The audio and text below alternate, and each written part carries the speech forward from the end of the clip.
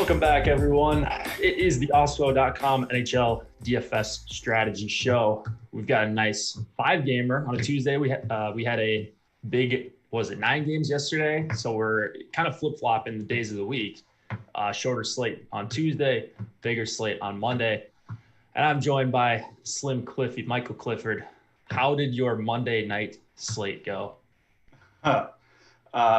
Probably about as well as anybody else that had 0% Carolina won, because that line absolutely throttled last night. I think it was 4 goals and 6 assists in total.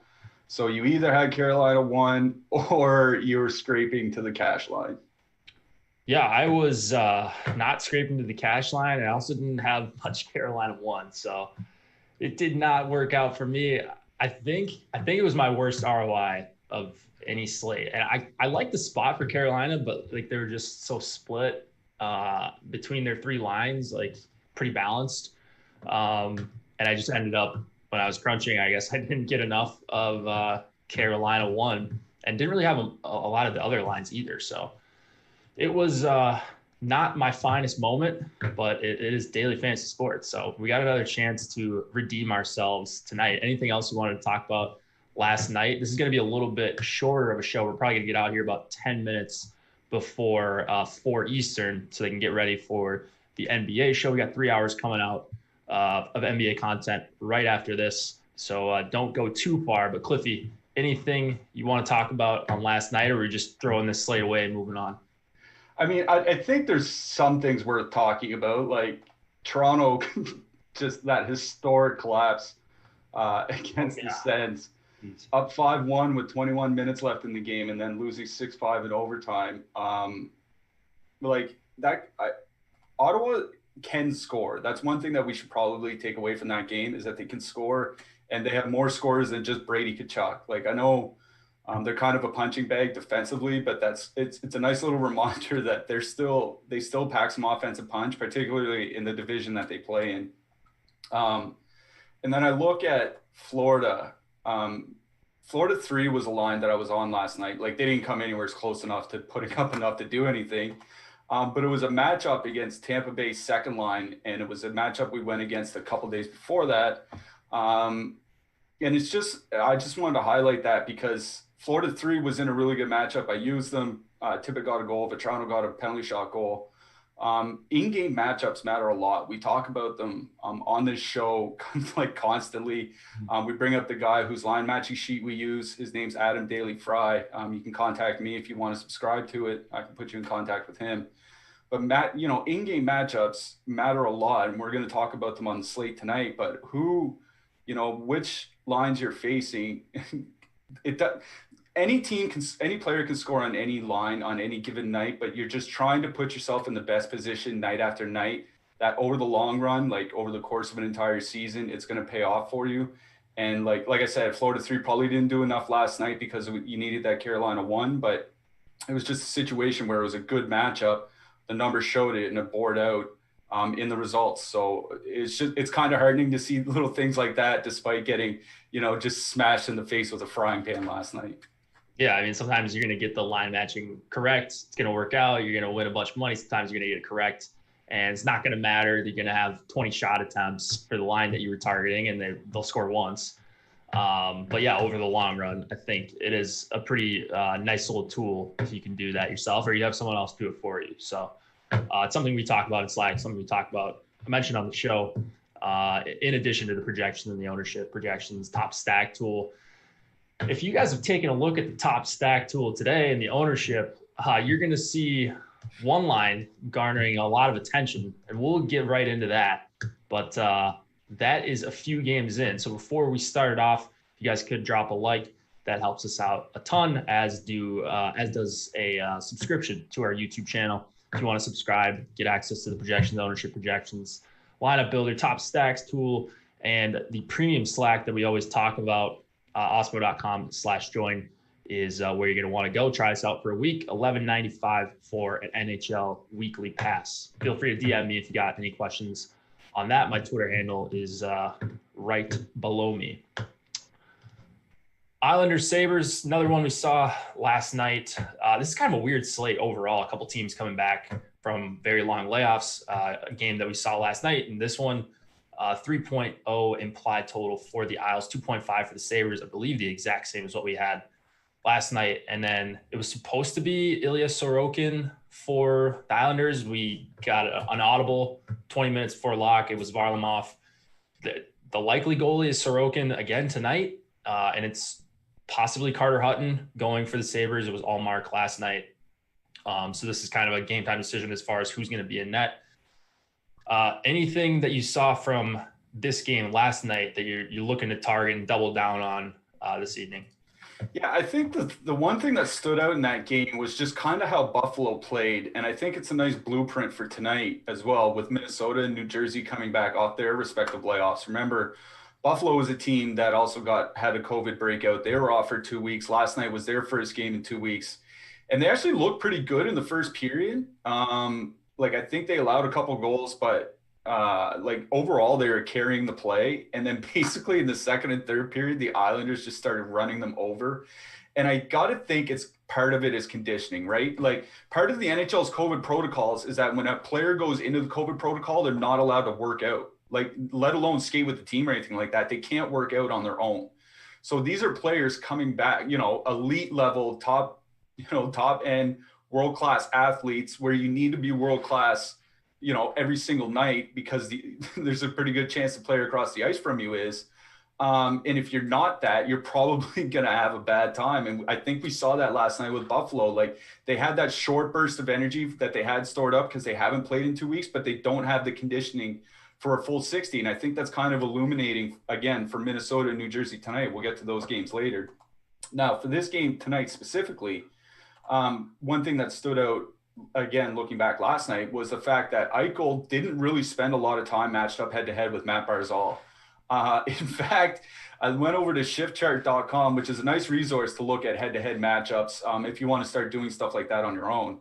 And Eichel and Barzal only went head-to-head for 6% of Eichel's total ice time, which means they didn't match up at all. Like, they're basically ships passing in the night, right? Like, going to change or something like that. Like, there's a genuine effort to get Eichel against the second and third line from the Islanders. Now, that would probably be a good thing if Anthony Beauvillier was still out of the lineup, but it looks like he's going to be back for the Islanders. Now, the question is where Beauvillier plays. It's whether he goes to the second line or down the lineup, because he hasn't played in a while, pardon me. So I'm actually more interested in the Islanders' second line here tonight, Nelson and Eberle, as kind of like a little filler. Because if Eichel and Hall, I'm assuming Eichel and Hall and Reinhart are going back together. I know they played apart most of the game yesterday, but they were put together for the last 2 or 3 shifts of the game, I think. And that was a line that had played together most of the season. I'm thinking they're going to put Eichel back with Reinhart and Hall. We'll see when lineups hit. But regardless, Eichel's going to be not matched up against the Nelson and Eberle line. Nelson and Eberle are going to go up against the depth from Buffalo. And Buffalo might be getting back Ristolainen or Montour tonight. But again, these are players that haven't played in over 2 weeks. What kind of shape are they in? And Buffalo's defense isn't anything to be worried about anyway. So I really like that Islanders second line as a filler stack. I do have a lot of Buffalo top line for the reason that they are matched up against Barzal. Like, if they can get in and get matched up against, Pajot and Komarov, or, if Beauvillier starts out, down the lineup and they're matched up against, Nelson, Dalcol, and Eberle, that's another good matchup for the Buffalo top line. So that's kind of where I'm at here. I'm on the Buffalo top line, more, mixing in some power play stacks. So while I think it's going to be Hall and Reinhart with Eichel, I am going to play some Olofsson in there because he's on the power play with it. I'm going to make sure to get, a little bit of Dahlin. But that's kind of where I'm sitting right now is Buffalo 1, Islanders 2. And I do have, if you need to get super, super cheap because you're, overstacking like Colorado power play or something like that, I don't mind dipping back down to the third line, Pajot and Wahlstrom. Pajot's really come alive these last few games. His shot rate has gone up more to the level where we'd expect to see him.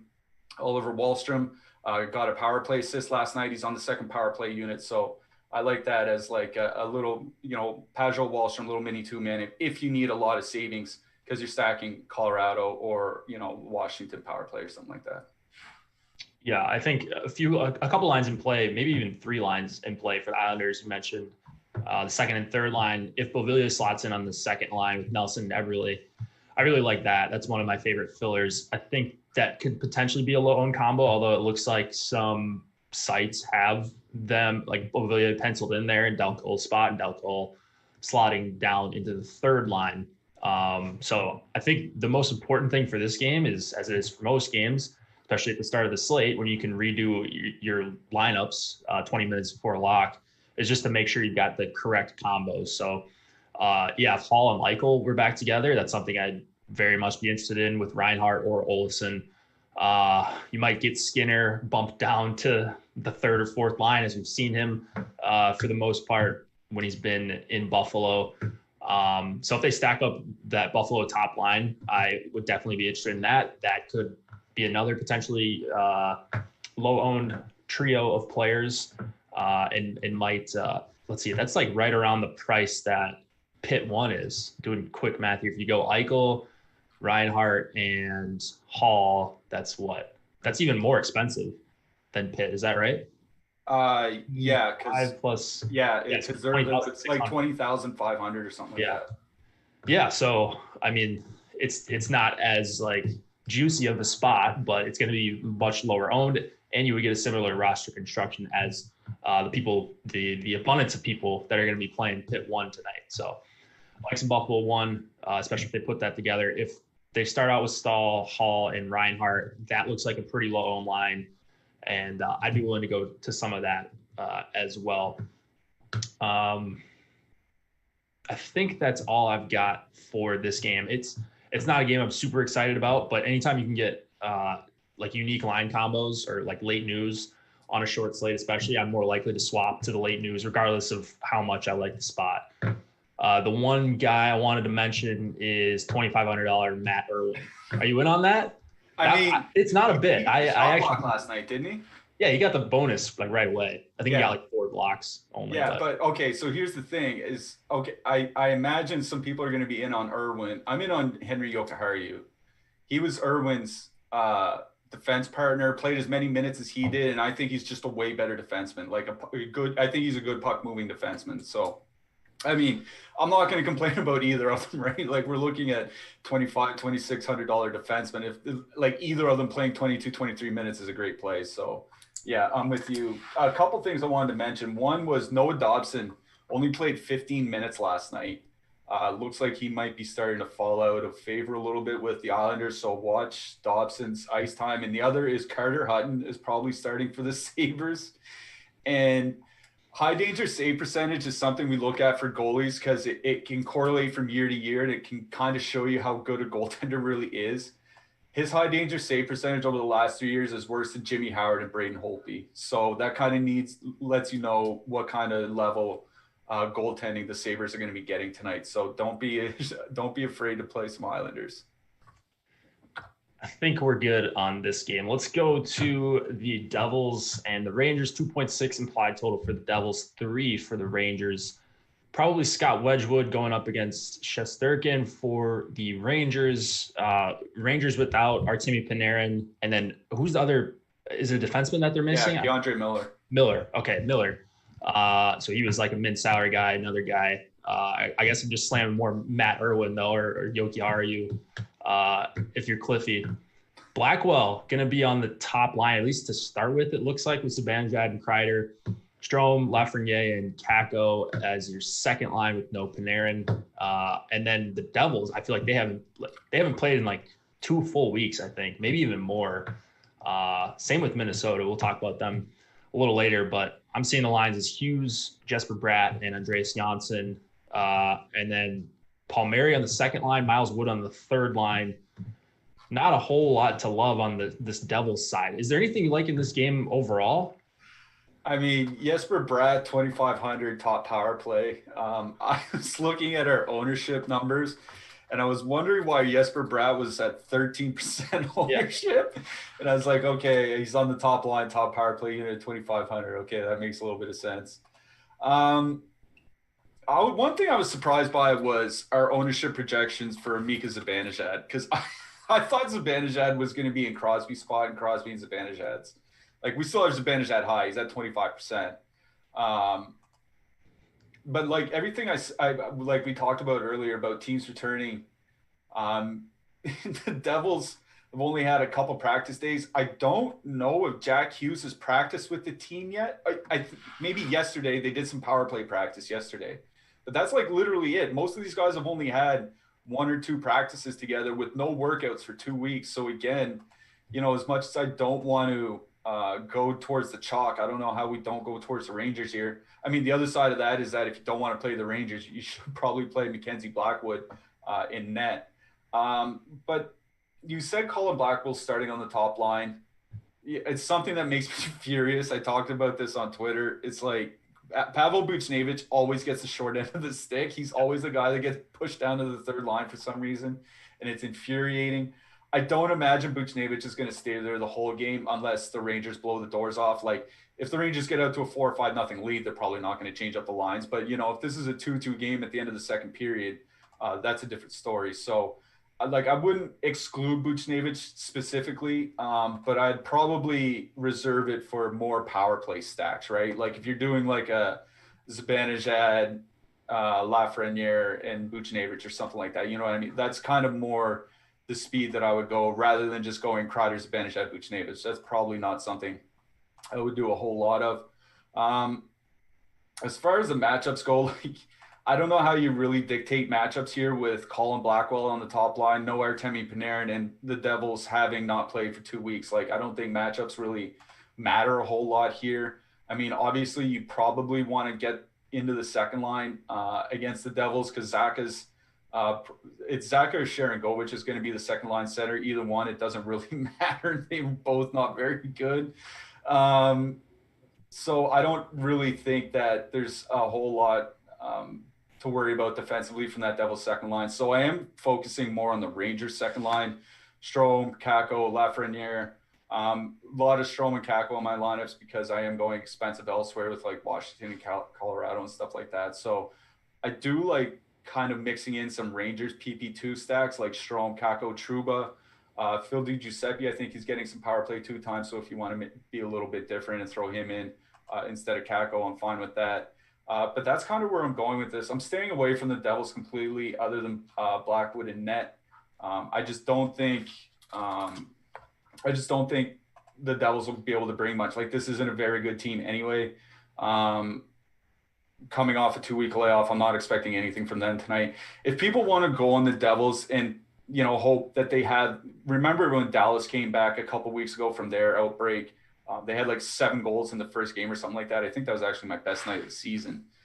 Something like that can happen. But again, the Dallas Stars are a cup contender. New Jersey Devils are a lottery team.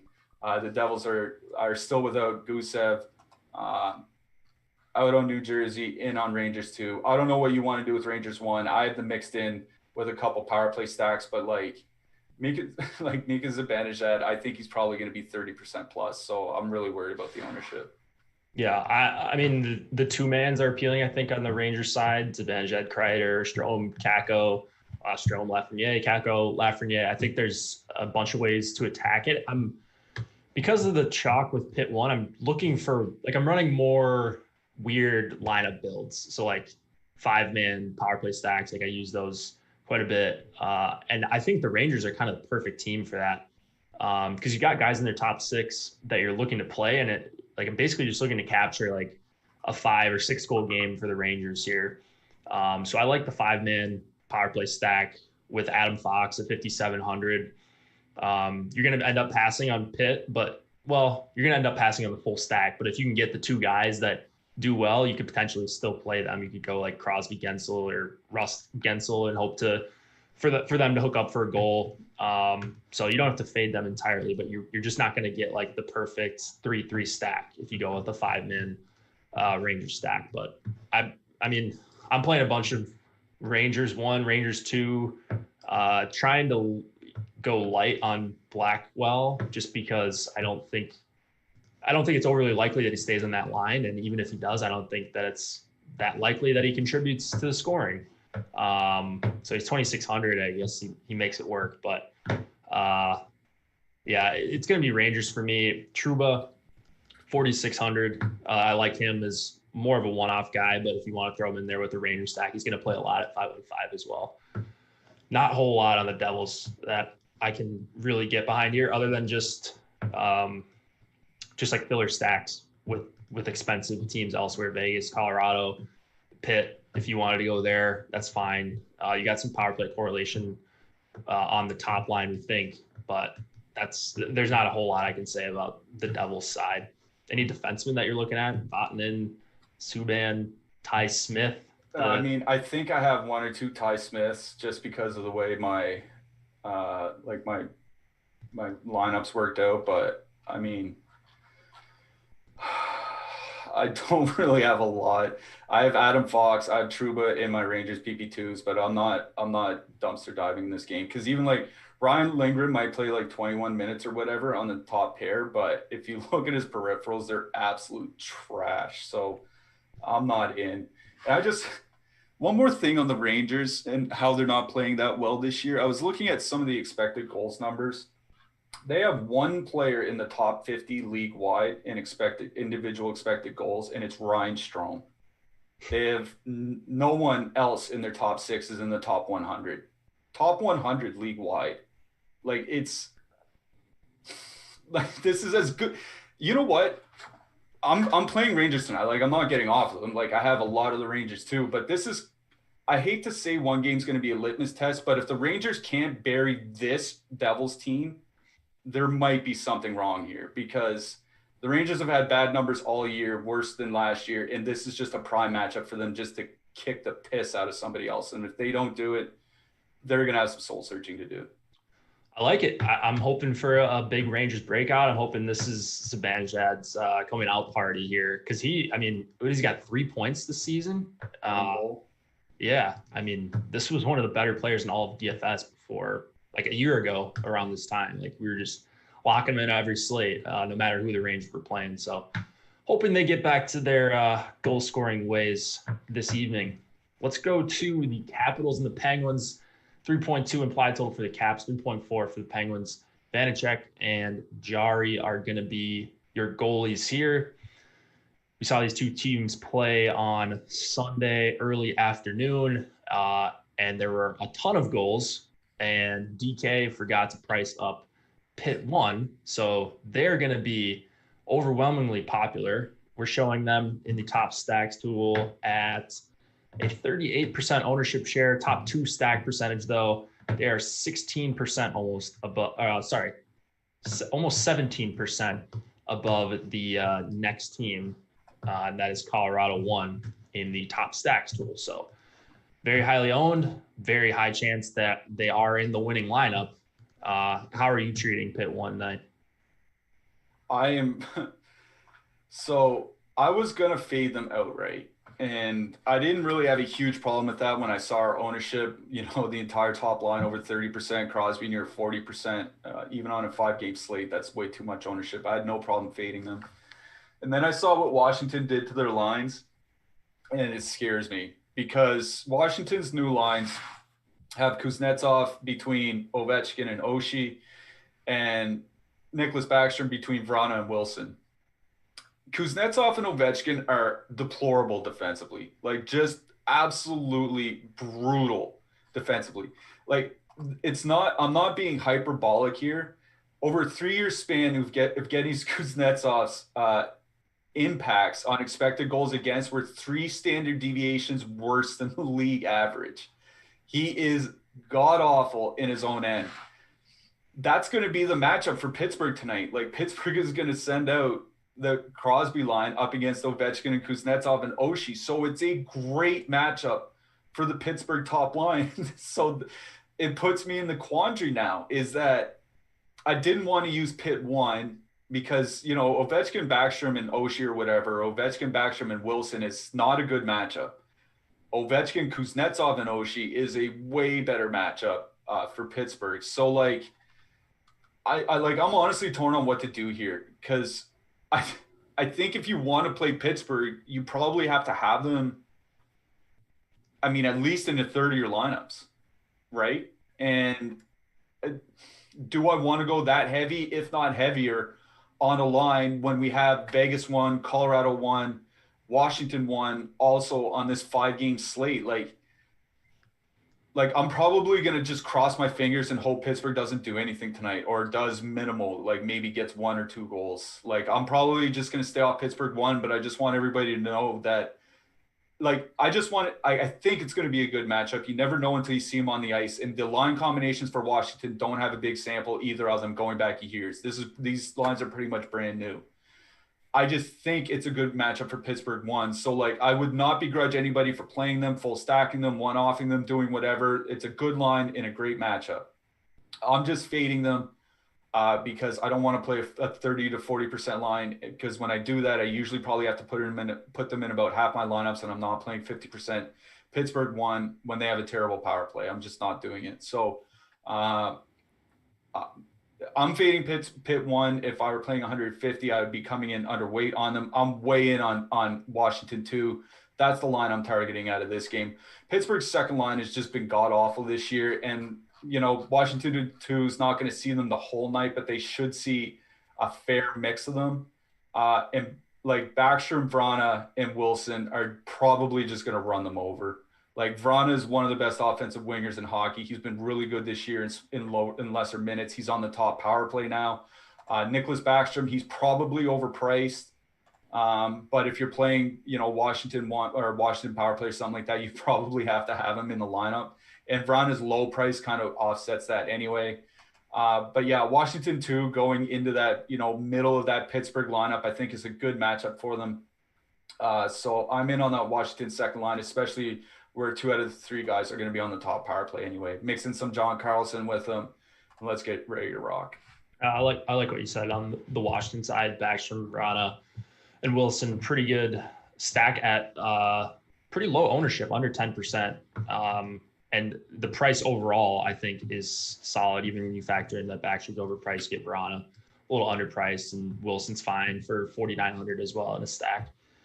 For Pitt 1, for me, it's going to be underweight, like in my 150. Like they're great. They're probably going to score goals here a lot of the time and probably wreck the slate a fair number of times.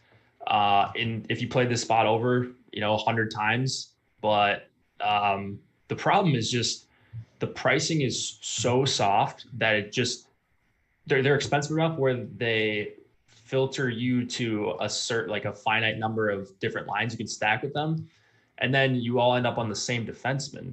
So you could go 3-3 and get some decent lineups, but like I'm trying to figure out ways to play Pitt 1 creatively, and it's like you're at this ownership. There's just so like every combo is going to be taken in these bigger tournaments where I think it might be the night for a B Crider special, like throwing in like a Tanev or a Bluger or something like that with your Pitt 1.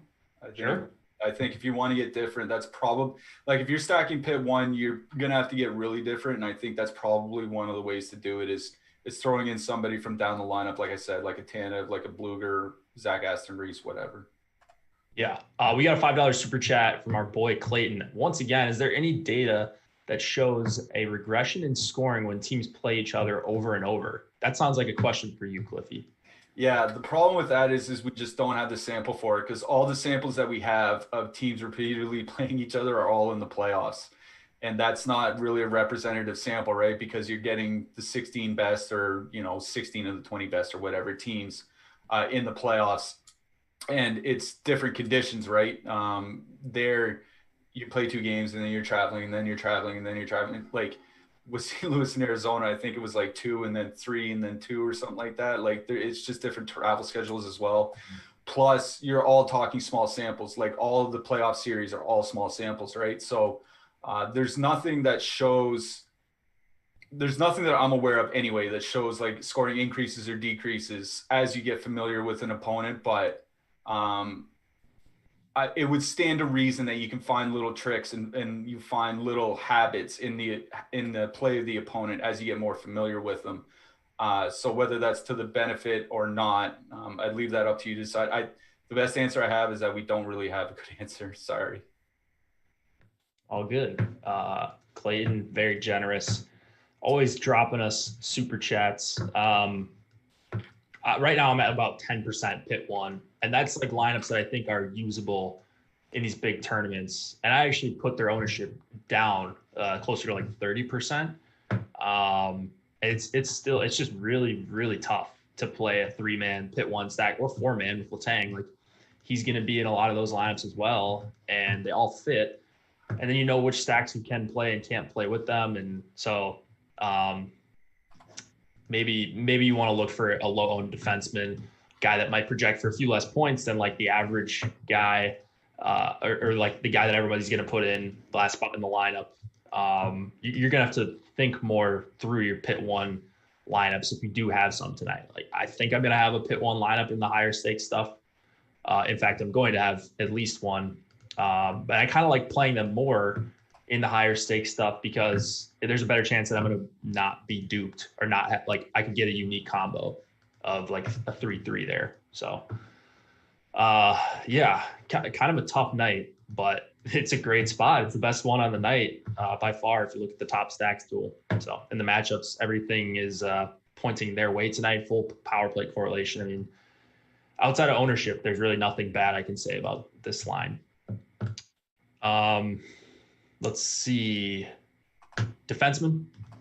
I mean, the one guy I want to mention Pierre-Olivier Joseph. It seems like he's been losing some ice time as the Penguins defensemen have been getting healthy, and some of that ice time has gone to John Marino. Like, Marino and Matheson, I think, make decent punt defensemen tonight.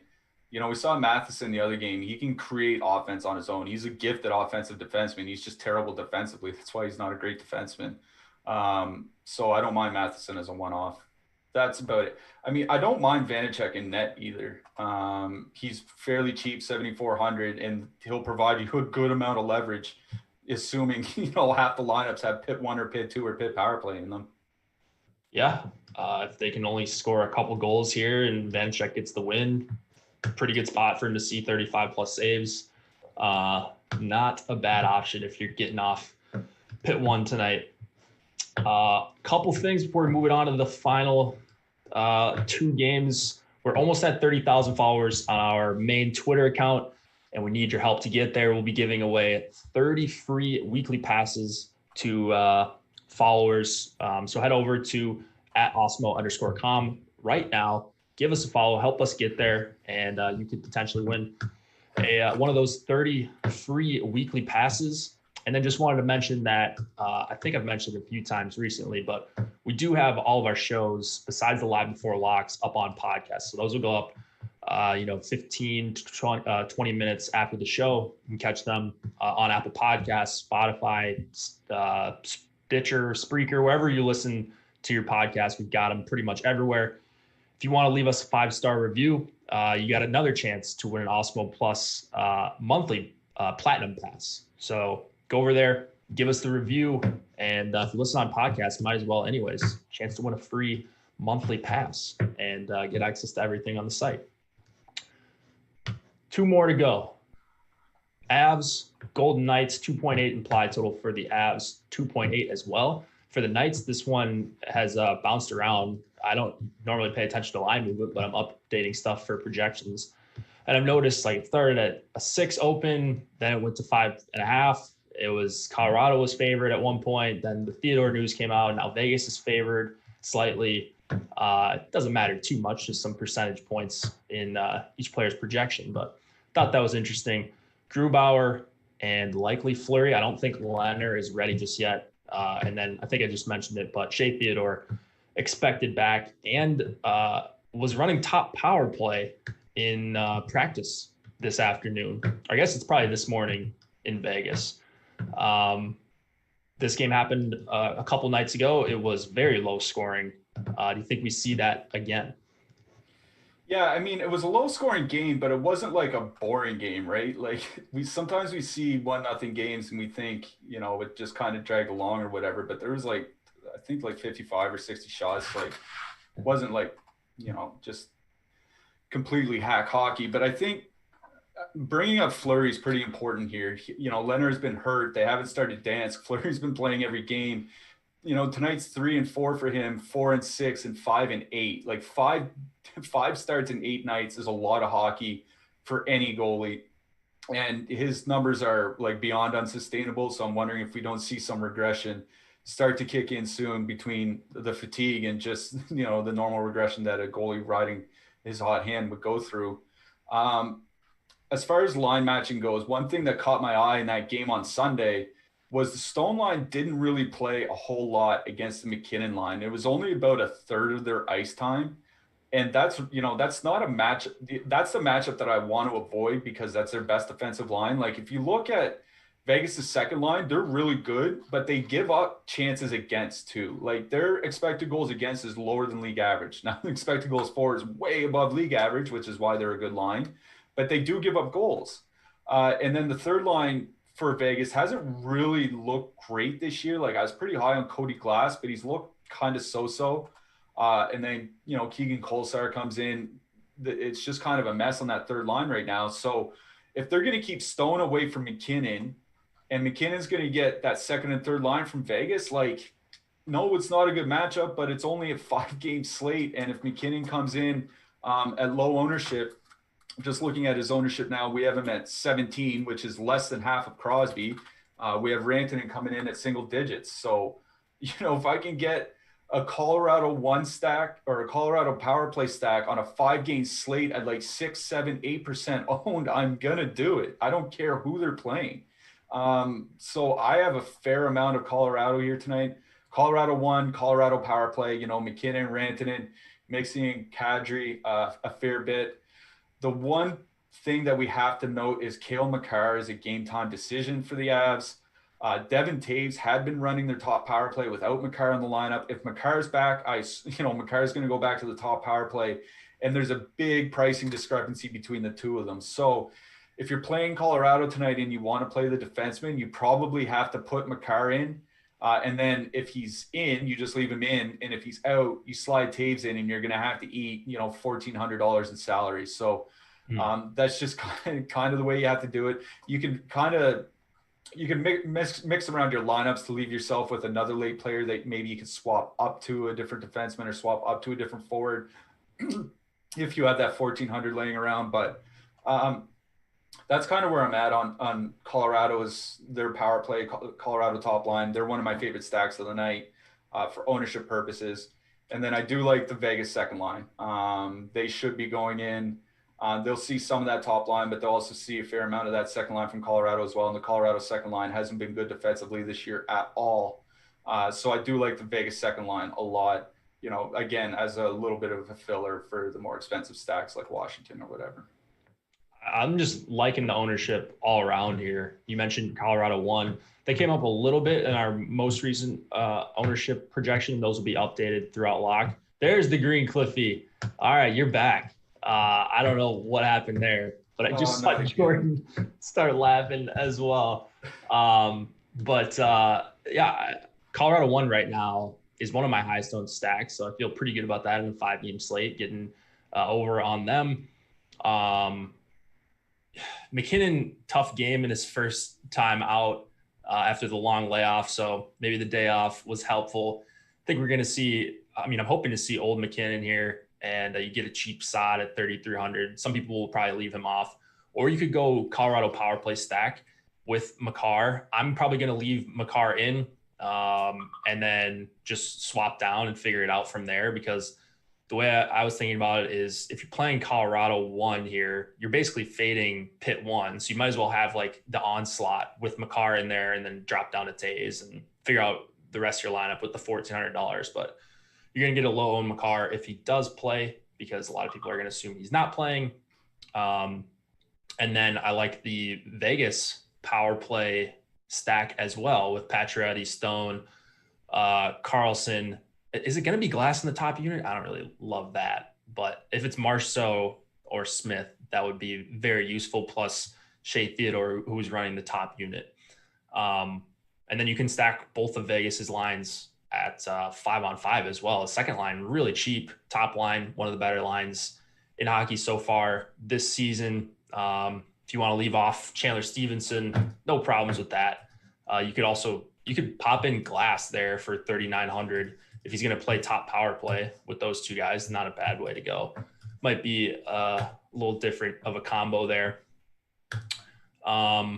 Anything else in this game?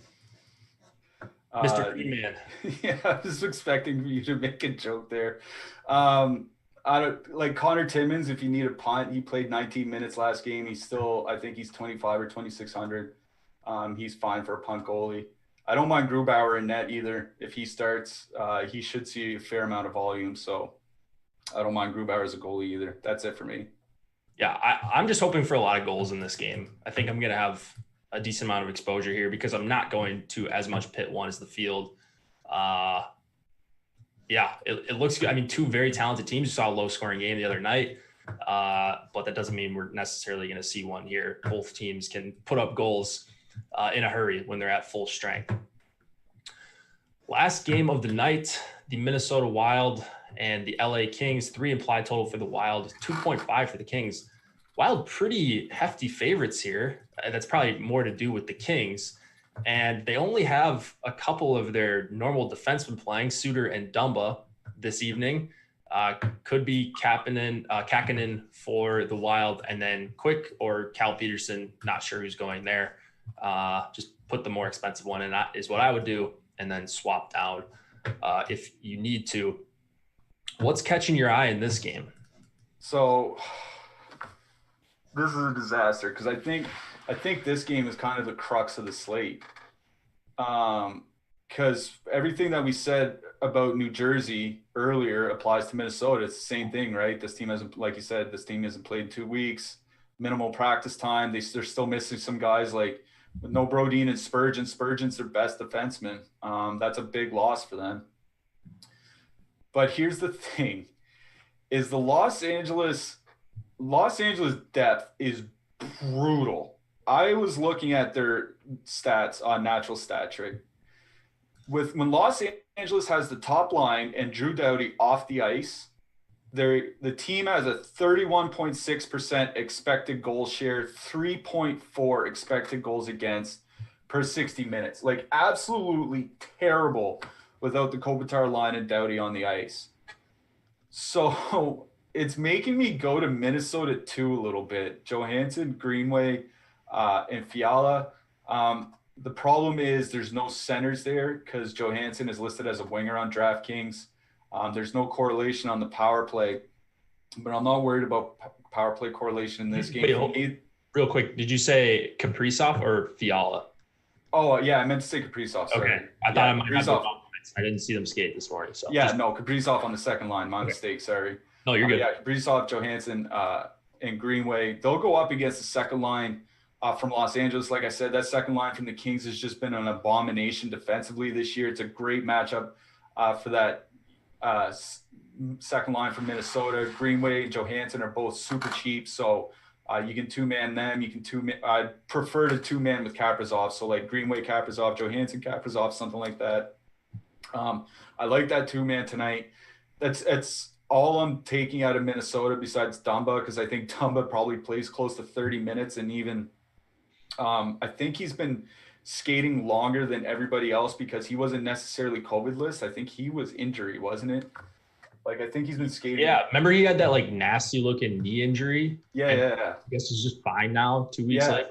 Yeah, so at least he's been skating, right? Like it's not the same as everybody else where they haven't been able to work out. So I don't mind playing Dumba in any format tonight. Cash game, tournament, one-off, whatever you want. I like Dumba, mixing him in with Johansson and Kaprizov.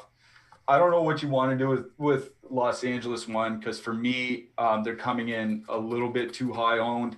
I don't think they're really a great line either. If they go into the Minnesota top line, that's not a great matchup. I know Minnesota probably should be bad tonight because it's their first game in 2 weeks, but I'm going to leave it to you to tell us what to do with the Kings, because I don't have much of LA right now, and it kind of feels bad because it feels like this might be a decent spot with Minnesota just coming back.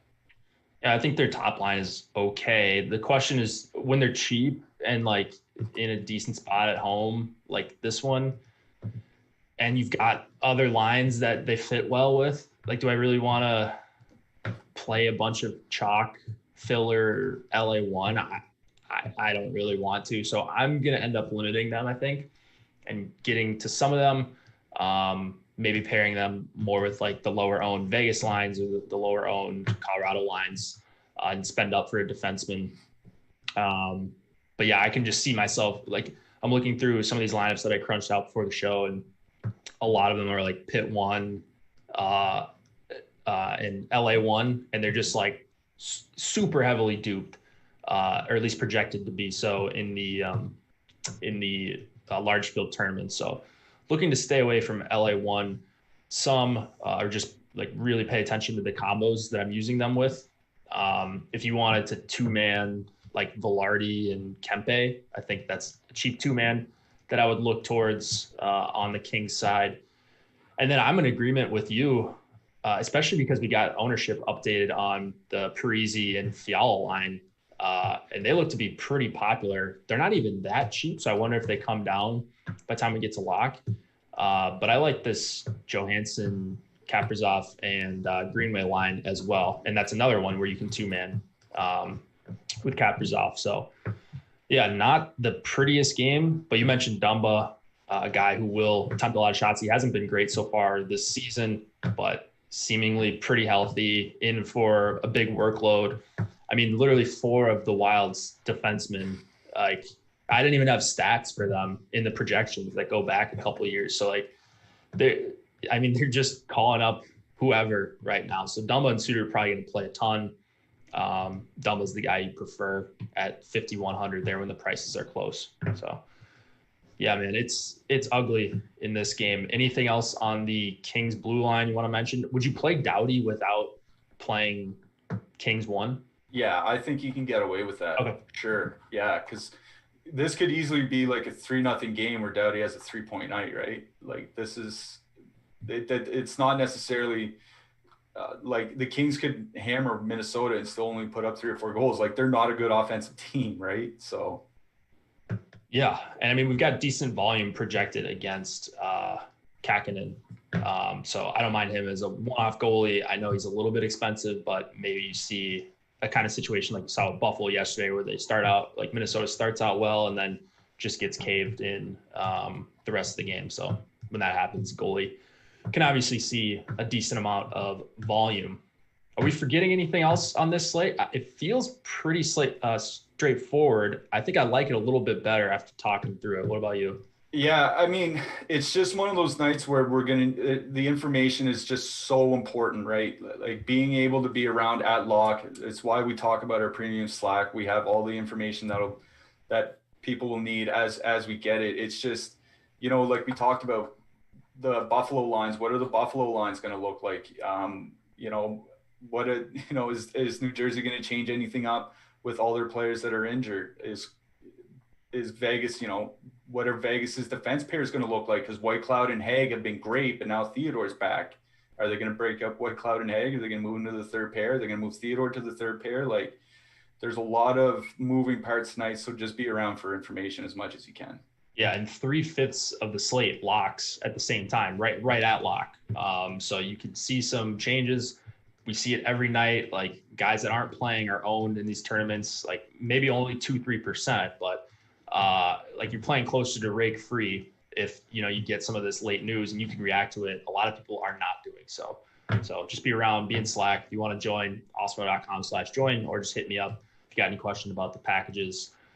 Listen to us on podcast. This will go up in about 15 minutes or so. Thanks to Jordan for producing. It will be Cliffy and Josh tomorrow, I believe, breaking down another nice slate. So good luck until then. See you guys soon. Good luck, everybody.